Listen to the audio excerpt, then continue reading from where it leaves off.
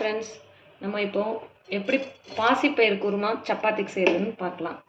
அதுக்கு நீங்கள் ஃபஸ்ட்டு என்ன பண்ணணும், எண்ணெய் ஊற்றிட்டு காஞ்சவொடனே பட்டை, பிரிஞ்சி இலை, ஒரு ஸ்டார் பூ,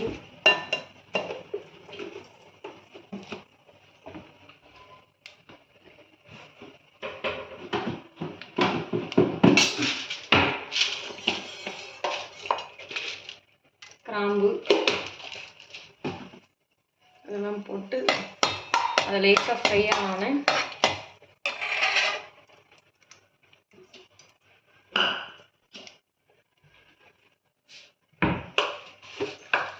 கொஞ்சம் கடுகு போட்டுக்கோங்க.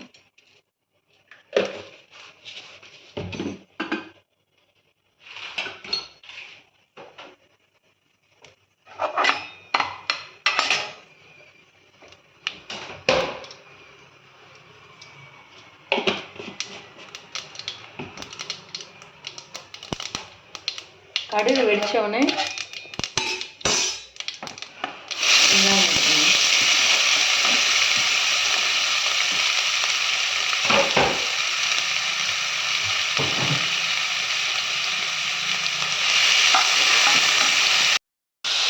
இதில் ஒரு மிளகாய் கீரி போட்டுக்கோங்க.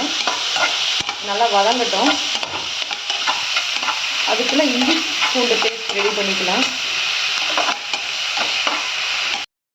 நல்லா வதங்கிடுச்சு. இப்போ இஞ்சி பூண்டு பேஸ்ட் நான் தட்டி வச்சுருக்கேன், அதை போட்டிருக்கேன். ஒரு 5 பல்லு பூண்டு, அந்த இஞ்சி போட்டு நீங்கள் மிக்சியில் அரைக்கனாலும் மிக்சியில் அரைச்சிக்கோங்க. நான் தட்டி வச்சுருக்கேன். இது கொஞ்சம் நல்லா ஃப்ரை ஆனோன்னா தக்காளி வந்து போட போகிறோம்.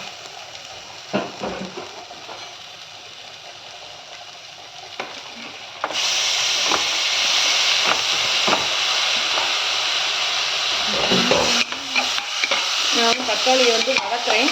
ஒரு தக்காளி, பெரிய தக்காளி வந்து கட் பண்ணியிருக்கேன்.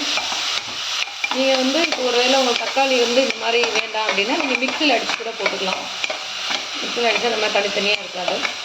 மிக்சியில் அடித்து போட்டுக்கலாம். நான் நார்மலாக அப்படி தான் போடுவேன். ஆக்சுவலாக இன்றைக்கி எங்கள் வீட்டில் கரெக்ட் இல்லை, அதனால் நான் அப்படியே போட்டுருவேன். இது நல்லா ஃப்ரை ஆகட்டும். இப்போது தக்காளி நல்லா வதங்கிடுச்சு. மஞ்சத்தூள் லேசாக,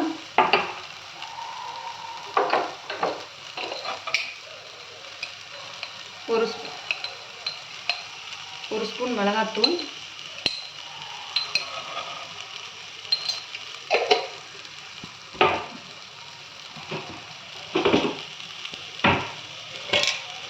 நம்ம வீட்டில் நார்மலாக அரைச்ச மசால் பொடி இருக்கு இல்லையா, அது ஒரு ஸ்பூன் போட்டுக்கோங்க. 1.5 ஸ்பூன் போட்டுக்கோங்க. அப்புறம் கரம் மசாலா 1 ஸ்பூன் போட்டு இது லேசாக ஃப்ரை பண்ணிவிட்டு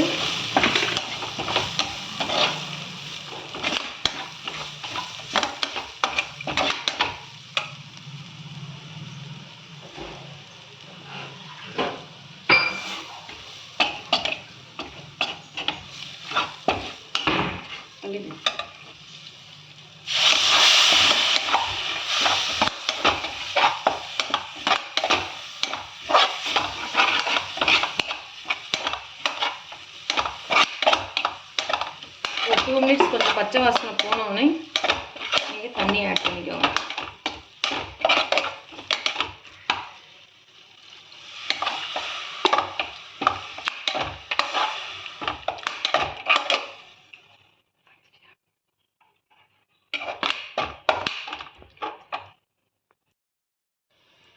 பாசிப்பயிறு ஒரு 200 கிராம் எடுத்து லேசாக ஃப்ரை பண்ணணும். ஃப்ரை பண்ணி வேக வச்சுருக்கேன். இதில் நீங்கள் வந்து கொஞ்சம் பெருங்காயம், நான் கட்டி பெருங்காயம் போட்டிருக்கேன். பாசிப்பயிறுங்கிறதுனால கொஞ்சம் இதாக இருக்கும், அதனால் பெருங்காயம் போட்டு வேக வச்சுருக்கேன். வேக வச்சுட்டு இந்த தண்ணி, இதில் தண்ணி அதிகமாக இருந்தாலும் தண்ணியை வந்து நீங்கள் வேஸ்ட் பண்ணாமல் அந்த தண்ணியை வந்து இதிலே ஊற்றுற மாதிரி பார்த்துக்கோங்க. இந்த தண்ணி இல்லை ஆக்சுவலாக. வெந்துருச்சு, ஆட் பண்ண போகிறோம்.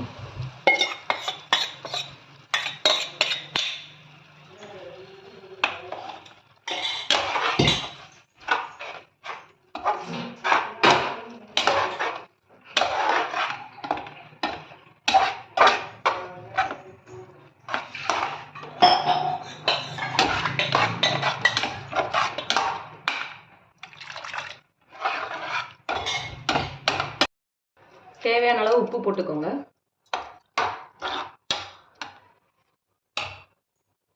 வேகட்டும். இப்போ நல்லா வெந்துருச்சுங்க. இப்போ வந்து நம்ம மல்லி இலை மேலே தூவ போகிறோம். தூவி இதோட முடிச்சுக்கலாம். இது வந்து கொஞ்சம் நீங்கள் தண்ணியாகவே வச்சிங்கன்னா கொஞ்சம் நேரம் ஆக ஆக வந்து உடனே சாப்பிடுவீங்கன்னா கொஞ்சம் கட்டியாக வச்சுக்கோங்க. நேரம் ஆக இது கொஞ்சம் கட்டியாகும். நீங்கள் இந்த இதில் வச்சாலே கரெக்டாக இருக்கும். அவ்வளோதாங்க.